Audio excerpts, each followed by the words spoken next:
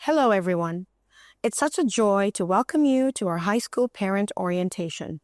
Whether you are a longtime member of our school family or joining us for the first time, we are so glad you are here. High school is a time of big dreams, new challenges, and incredible growth. Our goal is not only to prepare students for exams or college, but to help them discover their passions, build strong values, and develop the confidence to step boldly into the future. We believe that when school and home work hand in hand, amazing things happen. Your encouragement, guidance, and partnership will make a world of difference in your child's journey. So today, let's begin the school year with shared hope, commitment, and excitement for all the possibilities ahead. Together, we can make these high school years truly remarkable. Welcome once again, and let's make this a great year. I will begin with the part 1 of this orientation video, School Policies and Expectations. Our school policies and expectations include punctuality and attendance, school uniform, device usage policies, RAIS social media guidelines, and academic essentials. Punctuality and attendance. Let us go over some important school policies about attendance and punctuality. These rules are set by the Education Department and our school to help you succeed. At our school, the first bell rings at 7:25 a.m. This is your signal to prepare for the flag ceremony. The first period starts at 7:40 a.m. Attendance is taken separately for the flag ceremony and for homeroom, so you must be present for both to be marked fully on time. The Education Department allows only 20% excused absences per quarter. This 20% limit applies not just to your overall attendance, but also to each subject individually. Why is this important? If you go over this limit in a subject, you may risk failing the credit for that subject, even if your grades are good.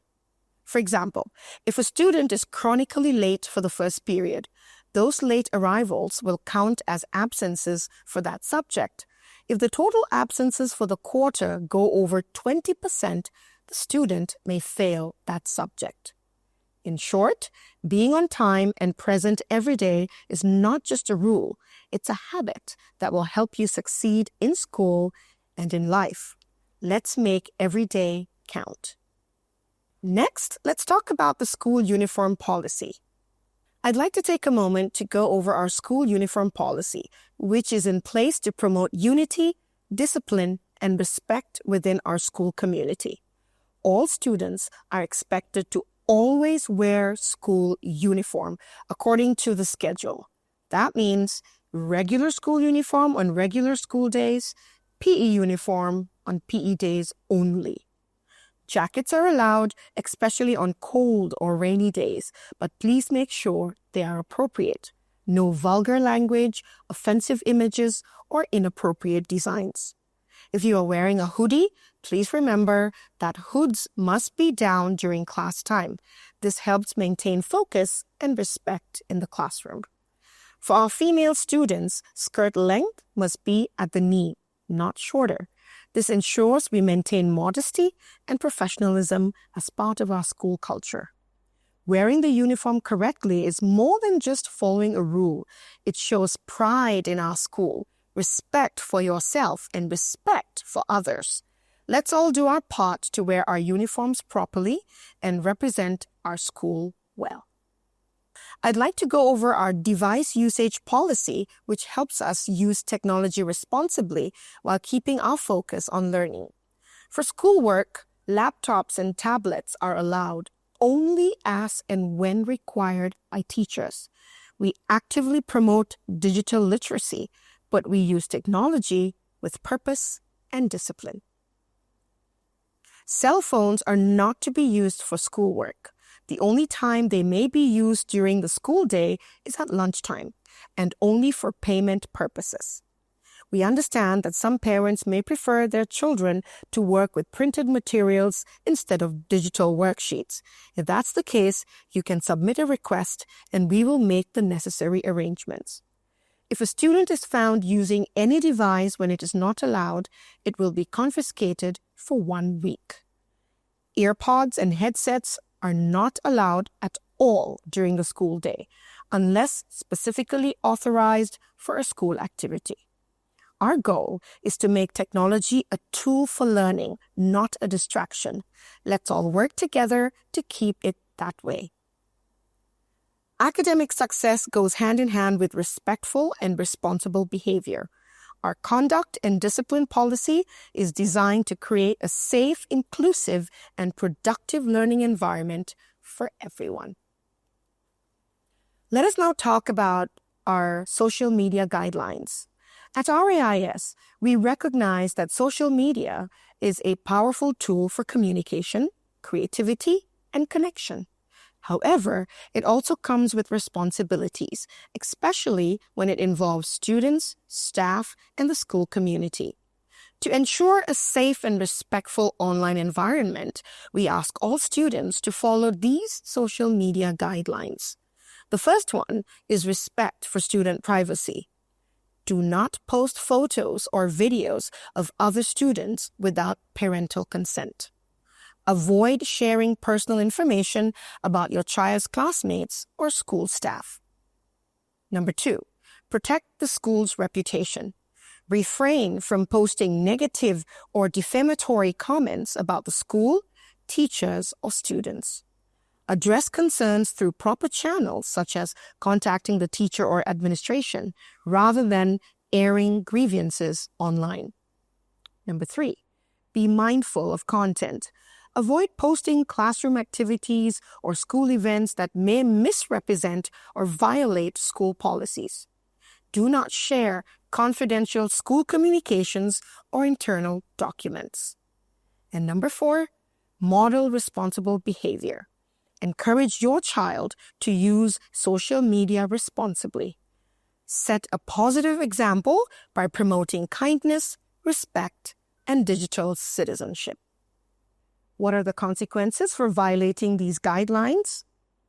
Number 1, if the violation is posting defamatory or harmful content, the consequence is formal warning, meeting with administration. Number 2, if the violation is sharing confidential school information, the consequence is request for content removal or possible legal action. Number 3, if the violation is harassment or cyberbullying, the consequence is referral to school board, restriction on school events. And finally, if the violation is a repeated one, then the consequence is revocation of access to school platforms, involvement of legal authorities. We believe in working together to build a safe and supportive school community, both offline and online. If you have questions or concerns about social media use, please contact the school office or your child's teacher.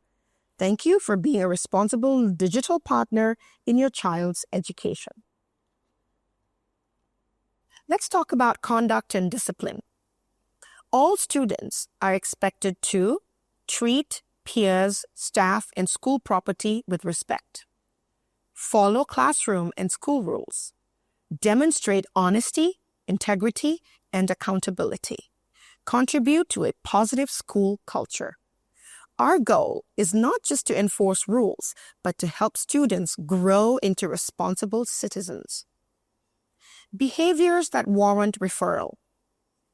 While we encourage self-correction and restorative practices, certain behaviors require formal intervention. These include disruptive conduct. This may involve repeated classroom interruptions, defiance of authority. Inappropriate language, use of profanity, hate speech, or verbal harassment. Physical aggression like fighting, pushing, or any form of physical violence. Bullying and harassment like targeted intimidation, cyberbullying, or discrimination. Academic dishonesty like cheating, plagiarism, or falsifying documents. Vandalism. This includes damaging school property or others' belongings. Substance violations, possession of use of drugs, alcohol, or tobacco. Theft, like stealing school or personal property. Truancy and skipping, unauthorized absence from class or school, comes under this. And then technology misuse, accessing inappropriate content, hacking, or misuse of devices. Referral process. When a referral is made, the incident is documented by the teacher or staff member. The student meets with the counselor or administrator. Consequences are determined based on severity and history. Parents or guardians are notified, and then a support plan may be implemented, including counseling or behavior contracts. This ends the first part of our high school orientation. Now we move on to part 2, where we will talk about academic essentials.